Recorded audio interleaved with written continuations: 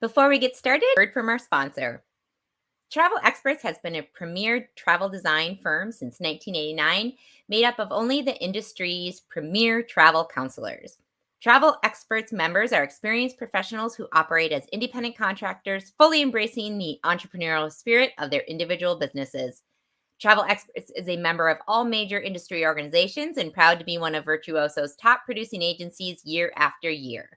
These affiliations allow us to offer exclusive services and resources to our member travel counselors and their clients. So, thank you to our sponsor, Travel Experts. And with that, hello, welcome, happy Friday. Steph Lee, founder of Host Agency Reviews. Thank you for tuning in to the Friday 15 on this beautiful October day.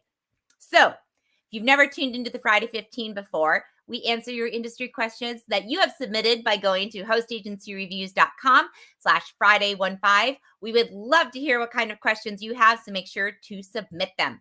If we don't know the answers, we'll find people that do. So, before we get started, a couple announcements as usual. So, one of the things I wanted to mention is we released our hosted advisor travel reports a few weeks ago. I wanted to put that up there. I'll put a link in the show notes for those that are interested. It's great information. It's 70 pages of, for those of you that took the survey, you received the free report already. If not, you can contact us at hello@hostagencyreviews.com.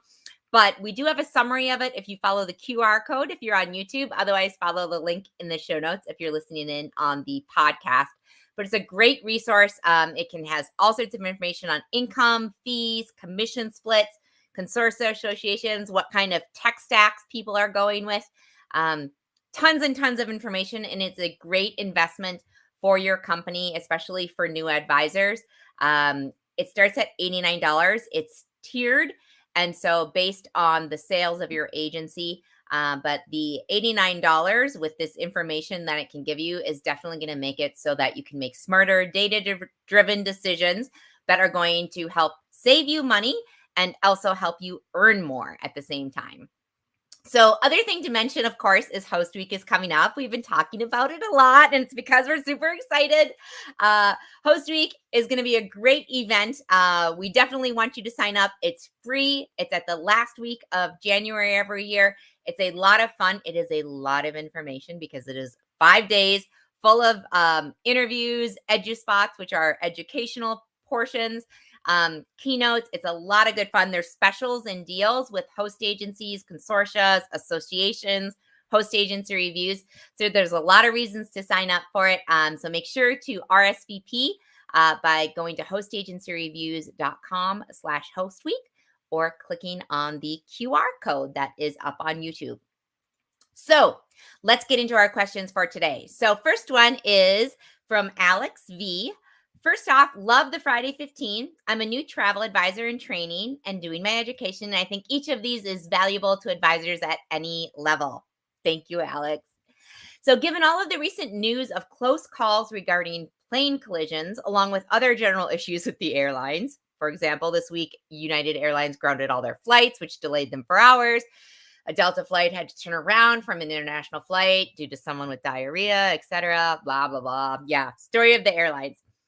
So do you think this has had any short-term and will have any long-term impacts on qualifying customers who are hesitant to book air travel? I'm concerned that if the traffic controller situation isn't fixed, that it'll take only one major accident to shift people's perspectives on air travel in the future. Fingers crossed that nothing like this ever happens, of course. So what tactics from a sales perspective do you suggest when discussing with clients now and in the future? So Alex, always are going to be having problems with the airlines, and I think people are always going to have an appetite for travel. The nature of the travel industry is cyclical. It will go, I don't want to say boom and bust because that's not exactly it, but there will be times where travel, like during the pandemic after 9/11, where things slow down, but they always come back. So I'm not worried about a long-term thing. There have been the 737 MAX accidents. Those are really traumatic, and still people were traveling. There wasn't a drop after that. There's winter storms. There's hurricanes that are constantly shutting down lines and causing havocs. And still people are booking travel and aren't turned off by it, even though there are, delays and people are sitting on the tarmacs and it can be an unpleasant experience, but yet people are still booking travel. ARC, which is the Airline Reporting Corporation, they just sent out their August 2023 press release to us, and they go over like their ticket sales numbers. So the air ticket sales increased 10% for August 2022 to 8 billion. And they reached their highest level compared to the pre-pandemic years, with August 2023 passengers trips reaching 94% of what it was in August 2019 levels. So there is still a very high demand for travel right now. I'm not worried about that dropping off. But one of the things, I think, if you do have customers that for some reason are worried about the situation with the air traffic controllers, with them being short staffed and all these close calls, I think the one thing for them to keep in mind is that there are nearly 3 million flights that are flying in and out of US airports daily. And the chances that anything would happen on any of their flights is so slim that logically, I don't think it's something that they should be worried about. They have just as much of a chance of getting hurt by leaving their house and doing something as they would by going on a plane. So that would be something that I would discuss with them. And actually, your question got me thinking, and the researcher in me, of course, started going down a rabbit hole. So I went to the FAA site. I'm going to pop the URL in the show notes so people can take a look. But this is a great resource. FAA has all sorts of information on the air traffic by the numbers. So it can give you information on how many passengers are flying out of it. So it's 2.9 million air passengers every day are traveling in and out of US airports, and that's 45,000 flights every single day that the FAA is dealing with. And there's a lot of other great info in there for you, Alex, that you can take a look at that can hopefully ease your mind as well as your travelers. I'm positive it's not something that you or your clients should be worrying about. There's a lot of other things to worry about besides this. But just some information on the air traffic controller shortages, because I know there's been a lot of things in the news about that lately.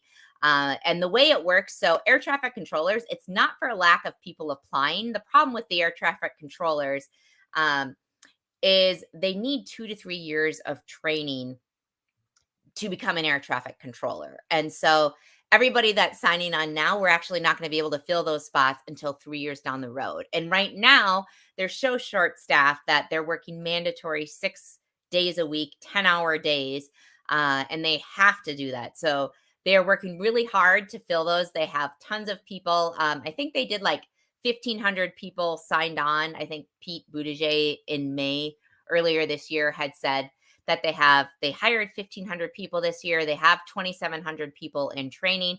So they're working on filling that gap. They need 3,000 people.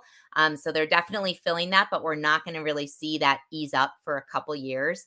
The other interesting thing with air traffic controllers, and this is again me going down my rabbit hole, but the other interesting thing I found is that I didn't realize that there's actually a certain age you need to be an air traffic controller. You have to be 31 years old. And then the other interesting thing that makes it so that there's kind of a weird shortage. Normally, people, you can have your whole career from when you're 20 to when you're 65. Air traffic controller, you can start when you're 31, but it's mandatory retirement at 56 years old. And so they're like 10 years earlier than other people in terms of their career lifespan if they're staying with the FAA. So those are some of the challenges that they're facing. But again, they've hired. We're just not going to see that starting to fill up until maybe another couple years. So hopefully that answers your question, Alex, eases your mind and brings down that anxiety level. So next question is from Anonymous. And this one says, I've decided to work with an agent who is a family acquaintance. This will be her first time working with an IC. She owns a franchise, and she works at it alone. I looked at your sample sub-agency contract. That was very helpful, and I'll put a link to that in the comments if you haven't seen that. It is a sample contract, and it tells you some red flags to look for in your contract with your host agency. So one of the things that was not in your sample, but has been requested in this agent's contract is for me to indemnify the franchise and the host agency for all losses, damages due to my actions. Is this normal or is it a red flag? Note that they are also requiring that I buy their E&O insurance. So quickly, if anyone's not aware of what indemnify means, it essentially means like you're saying it won't be your fault at all, host agency. If I do something wrong, I'll take all the blame. So for this, it's not a huge red flag to me because host agencies, if you make a mistake, your host agency shouldn't be responsible for it. That would be something like as a business owner that you would be responsible for. So that makes sense to me. But I did reach out to some attorneys, some travel attorneys, to get their view on things. So before we get into it, though, I want to explain this franchise thing because some of you might be thinking, oh, if it's a franchise, how is it a host agency? There are things get complicated in the host agency arena, and there are some franchises. There are specifically probably 2 or 3 of them that are what we call a host franchise hybrid. So they are technically a franchise, so you have to buy into them, and you don't have to always use their brand. Some franchises require it, and some say it's optional, but they are a host agency because technically there is only one accreditation number at that franchise at the head office, and everyone is booking through that. So that's what the host agency franchise model is. Now, I reached out to Mark Pistronk, and this is what he says. So the questioner is asking whether it is normal for the host or franchise to require that the sub IC indemnify the host. I can't say that it is normal because the IC zone contract with the host would normally require the IC to indemnify the host for the errors of everyone retained or employed by the IC. However, it is probably smart for the host to require this belt and suspenders. It is not a red flag. The requirement to buy E&O insurance would not change my view because E&O insurance does not really cover much of what an advisor does wrong, such as failure to make a payment to a supplier. So that's Mark's answer on things. Not a red flag for him. The E&O insurance isn't anything peculiar as well.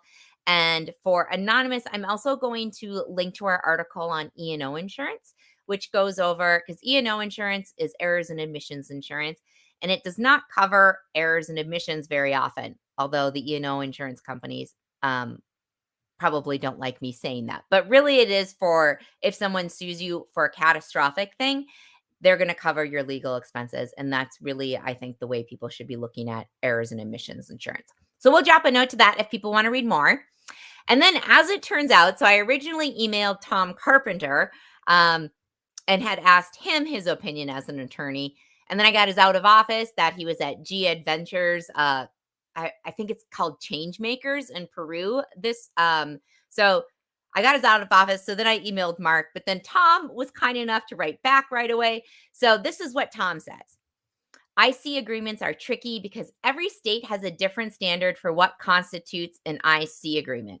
And even at the federal levels, there's a different standard from the Department of Labor compared to the IRS when they're figuring out who's an IC and what makes you an IC. And you don't want to get this wrong because the fines and penalties can be significant. In some cases of willful misclassification, there are even criminal penalties. That's a fun way to start things out, Tom. All right, so Tom goes on. One of the factors that comes into play with lots of the various tests is how one-sided the contract is. For that reason, I'd suggest that if you have an indemnification provision in your contract, it should be a two-way street. So that the IC indemnifies the agency in case the agency gets sued for something the IC did, and vice versa. So that if the IC gets sued because of an action of their host agency, that the host agency is going to be responsible. So that's just really fairness. If someone's actions causes someone else to get sued, the person who caused the liability should be responsible. And then he goes on to say that there is an added benefit to doing that. So if you were audited or your host agency was audited, the first thing that the auditors are going to look at is going to be at your contract. If you have things in there that shouldn't be in an IC agreement, like non-completes or not non-completes, non-competes or exclusivity provisions, you're already going to be at risk that you'll owe substantial fines and penalties, because those are red flags. If your host agency is saying that you can't join another host agency, or that you can't compete with them. But if you keep those things out and put other things in, like a balanced and fair indemnification provision, it can go a long way to help you stay on the right side of the equation and be classified as an independent contractor. So, Anonymous, I hope that answers your question. So, it sounds like it's not a big deal to have this indemnification clause, uh, because if you did something wrong and someone wants to sue you, that makes sense, and they shouldn't be suing the host agency. And then, if you wanted to take it another step further with what Tom says, and also have add a provision in there that reverses it, so that if the host agency gets sued, that you don't, you're more than welcome to do that. So let's see. I'm going to also link, if anyone wants to learn more about Mark or Tom's attorney offices, I'll put a link to their websites in the show notes. And then let's see, we'll drop the link about the contracts and also about E&O insurance in there as well. And last question for the day is from Anonymous again.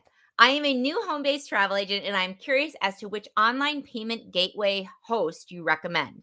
I'll be using this payment gateway only for my fee. All other payments go directly to the vendors. Any help is appreciated. Thanks. So, that is a great question. And different advisors are going to do different things. Now, most advisors that have TravelJoy or Travelify as part of their systems, so a CRM system and the itinerary builder, they have TravelJoy and Travelify have these online gateways embedded in their programs. So they'll use that because everything's all in one place. The other thing that people will use is PayPal or Venmo. The one thing I would caution you to be aware of is travel is considered a high risk industry in credit card processing. So sometimes you may not get approved, or sometimes they may approve you. And then when they discover you're an agency, make it so you can't process through them anymore. I know I've had a couple agencies that were with PayPal where their accounts were frozen when they were found out they were or travel agencies. So different things like that. So if you're already doing TravelJoy and Travelify, that makes the most sense to me. The other option is your host agency will have usually credit card processing available to you.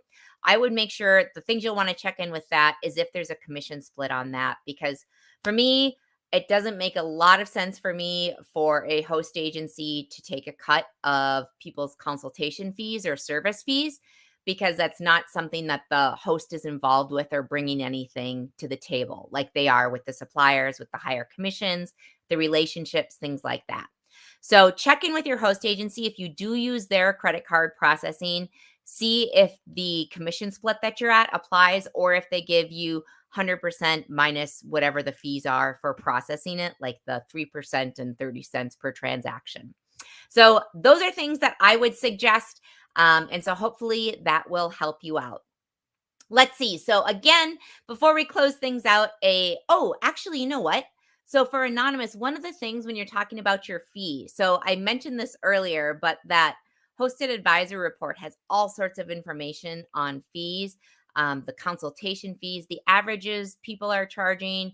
If you're doing service fees, the service fees people are charging, the median service fees, the mode, which is the most common service fees, and the ranges for them for the different products. So for instance, if you're doing an airline or a cruise, what are people charging? So you know what the competition is doing.